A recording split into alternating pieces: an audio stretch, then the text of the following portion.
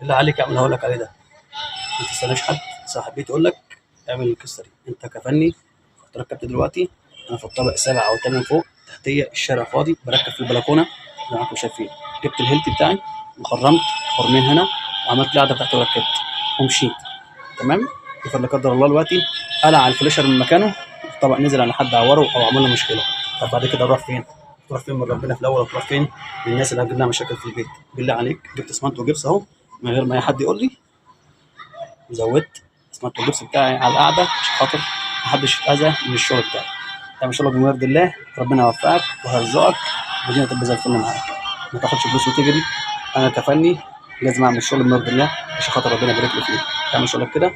نصيحه بالله عليكم، انت كصاحب بيت قول للفني لو كده وجا حط لك حاجه زي كده، حط لك فيها مسامير ومشي، لا هتجيب اسمنت انت بعد ما يمشي واعملها زي ما نعملها كده بالظبط عشان خاطر تبقى ماسكه زي الحديد. لان الفلاشر ممكن مع تقل الطبع والهواء هيروح قالع، ولو قلع ونزل من الدور الثامن او السابع على حد تحتيه انت اللي هتشيل البيت.